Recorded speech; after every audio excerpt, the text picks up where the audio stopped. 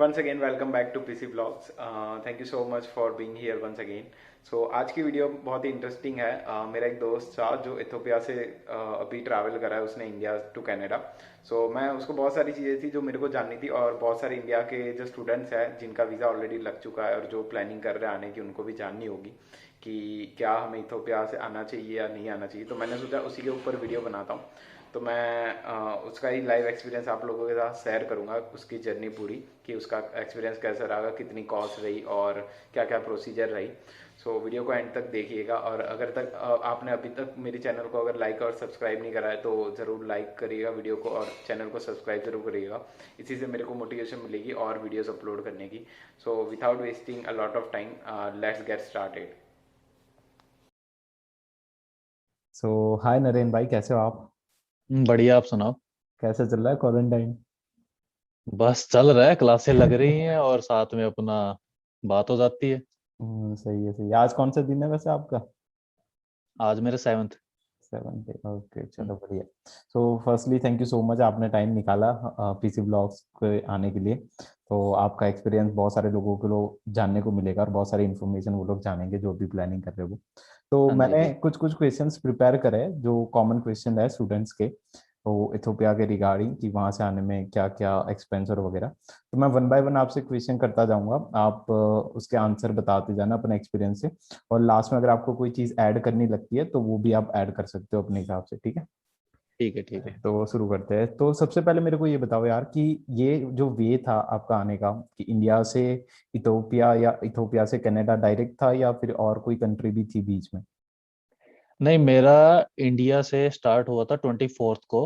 हम्म। 24th की early morning थी 3:30, वो थी कतर। सो हम मेरा पहला लेओवर था कतर में, दोहा में, ओके। जो कि था 14 hour 30 minutes का। हम्म। फिर वहां से इथोपिया, इथोपिया में फिर अपना वो था स्टे। फिर हम्म। वहां से आगे फिर जब मैंने इथोपिया से टोरंटो की फ्लाइट ली तो वो थी इथोपिया से फ्रैंकफर्ट। हम्म। फ्रैंकफर्ट में 4 hours का लेओवर था और फ्रैंकफर्ट से टोरंटो। ओके। और उसके लिए आपको इथोपिया के वीजा लेने पड़े होंगे, राइट? हाँ जी। तो वो वैसे तो इंडियन सिटीजन्स को ऑन अराइवल वीजा फैसिलिटी देते हैं, हम्म। लेकिन बिकॉज ऑफ कोविड आजकल जब हम इंडिया से ट्रैवल करते हैं तो वो अलाउ नहीं करते विदाउट वीजा के आपको बोर्ड करना। ओके। तो आपके केस में आपने कैसे करा था फिर? अब वो इजी है। इनकी ऑनलाइन वेबसाइट है, गवर्नमेंट वेबसाइट है। हम्म। वहां पे जाओ, वहां पे $52 का आपको वो है, आपकी जो वीजा चार्जेस हैं। और हम्म। ई वीजा आपको 20 मिनट से आधे घंटे के अंदर आपकी ईमेल में आ जाता है, लेकिन मोस्टली वो स्पैम फोल्डर में मिलता है आपको। ओके, ठीक है। तो बहुत बड़ा जल्दी आ गया यानी वीजा जो इथोपिया का था वो। हाँ, एक्सपेक्ट नहीं किया था। वो 24 hours का बोलते हैं, लेकिन 20 to 30 मिनट्स में आ जाता है, क्योंकि मैंने मेरा और मेरे दो फ्रेंड्स का उनका भी अप्लाई किया था तो सेम ही आ गया था। ओके, चलो बढ़िया हम्म। है। और सबसे जो डरावनी चीज है वो ये है कि यार टोटल कोविड के टेस्ट कितने कराए आपने अभी तक? कोविड के टेस्ट तो भाई ऐसा है कि कोविड के टेस्ट एक तो मैंने कराया था दिल्ली एयरपोर्ट पे, जो उनकी सेवा है वहां पे। तो उसमें ₹800 का होता है वो। और उसकी रिपोर्ट वो बोलते हैं कि 6 to 8 hours में आ जाएगी, लेकिन मोस्टली 3 से 4 घंटे में आ जाती है उसकी रिपोर्ट। ओके। तो पहला टेस्ट वहां हुआ था। दोहा में कोई टेस्टिंग नहीं है, क्योंकि आपका 48 आवर्स पहले, 48 आवर्स की लिमिट के अगर अंडर है ना, तो आपको दोहा से जो आप बोर्ड करोगे फ्लाइट इथोपिया के लिए, उसमें आपको कोई टेस्ट नहीं देना पड़ता। और वहां पे वैसे भी कोई फैसिलिटी है नहीं है ऑन अराइवल टेस्ट की। तो दूसरा टेस्ट मेरा हुआ था इथोपिया में, जो मैंने 24 आवर्स पहले करवाया था मेरी फ्लाइट से। क्योंकि जो टोरंटो की फ्लाइट लास्ट जो पोर्ट ऑफ एंट्री है, जो मेरे केस में था फ्रैंकफर्ट, तो वहां से जब मुझे बोर्ड करना था तो वो 72 आवर्स की अंडर होना चाहिए था लिमिट में। तो वो था, तो वो एक वहां पे हुआ था। और तीसरा टेस्ट मेरा आके हुआ टोरंटो के एयरपोर्ट पे। और अभी मेरा फोर्थ टेस्ट होगा, जो मेरा 8th डे ऑफ क्वारंटीन है, जो परसों है। परसों निकल है, सॉरी। ओके, चलो यानी कोविड के टेस्ट ही देते आ रहे हो अभी तक। सही है।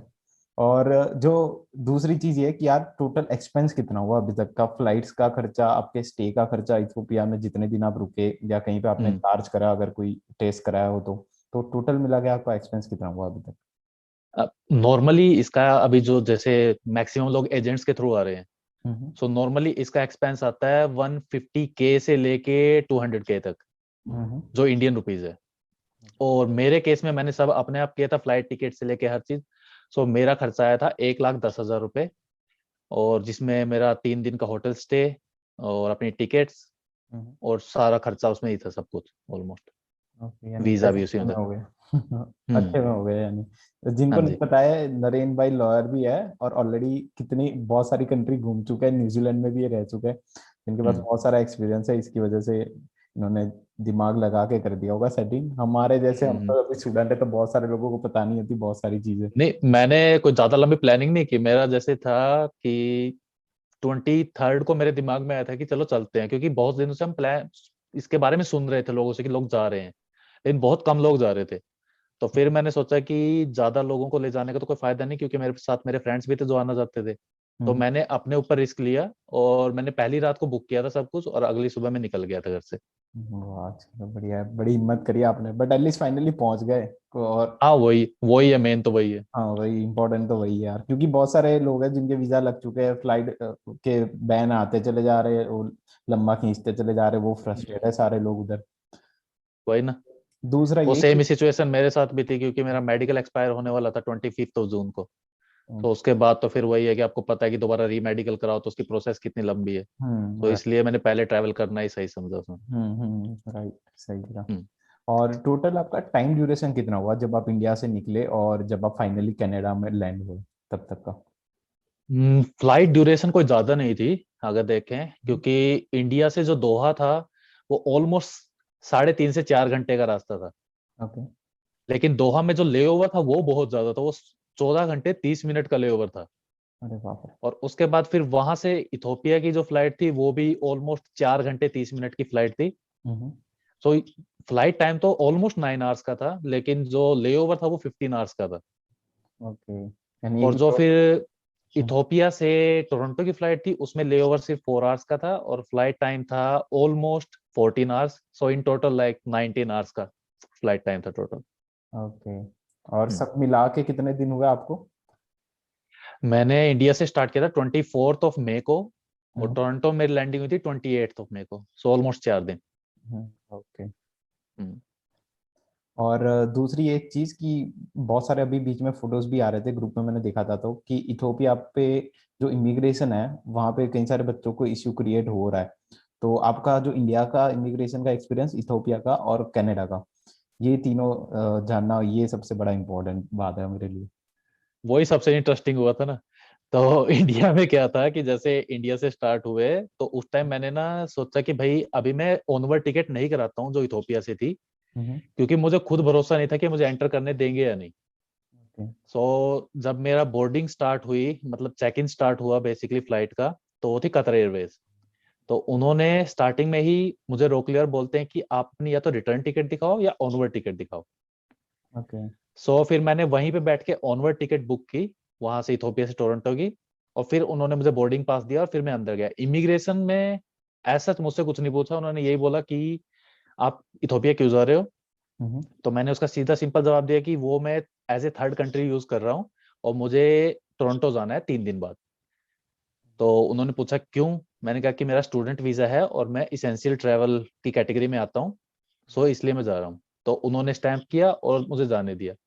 लेकिन मेरे साथ एक लड़की थी, उस लड़की को उन्होंने 2 घंटे तक रोक के रखा इमिग्रेशन पे इंडिया में।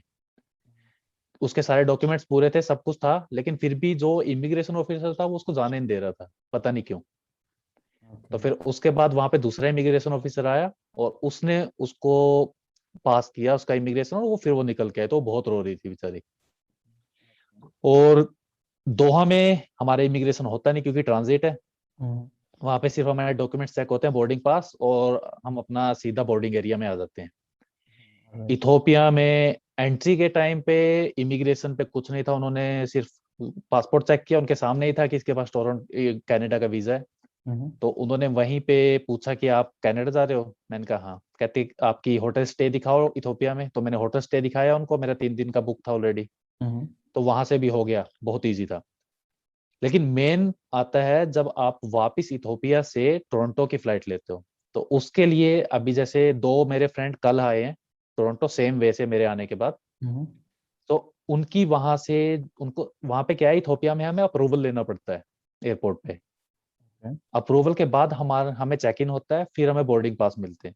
जब तक अप्रूवल नहीं आएगा सीबीएसई से तब तक वो हमें बोर्डिंग नहीं करने देते।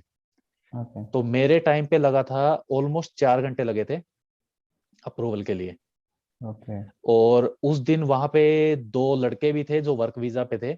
वो बेचारे 3 दिन से ट्राई कर रहे थे कि उनको अप्रूवल मिल जाए, लेकिन उनको अप्रूवल नहीं दे रहे थे सीबीएसई वाले, क्योंकि जो उनकी जॉब थी वो इसेंशियल कैटेगरी में नहीं आती थी, तो वर्क वीजा वाले ट्रैवल ही नहीं कर सकते। ओके तो और ये हुआ। फिर उसके बाद वही फ्रैंकफर्ट में वही सेम कि अपना ट्रांजिट है, अपना पासपोर्ट और बोर्डिंग पास दिखाओ और आप चले गए। टोरंटो में आके मेरा इमिग्रेशन हुआ। इमिग्रेशन स्मूथ था, कुछ नहीं पूछा। उन्होंने देखा कि स्टूडेंट वीजा है, उन्होंने ये पूछा कि आपके कोर्सेज कब से स्टार्ट है। मैंने कहा 17 मई। डन, उन्होंने स्टैम्प मारा, भेज दिया मुझे। लेकिन जब वर्क परमिट लेने की, ओ स्टडी परमिट लेने की बारी आई, उस टाइम पे हुआ।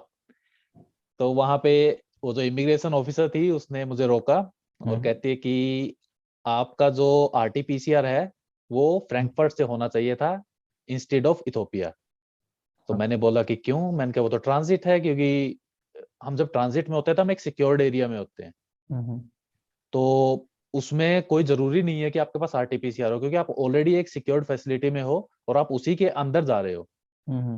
फिर भी उसने बोला कि नहीं, आपके ऊपर $3700 का फाइन लगेगा, बिकॉज बिकॉज आप एक थर्ड कंट्री से आए हो जिसका आपके पास आरटीपीसीआर नहीं है। और अकॉर्डिंग टू लॉ, अगर आप थर्ड कंट्री का वे चूज करते हो तो आपके पास आरटीपीसीआर होना चाहिए आपका लास्ट पोर्ट ऑफ एंट्री से। ओके सो फिर वहां से वो मुझे हेल्थ कनाडा वालों के पास लेके गई।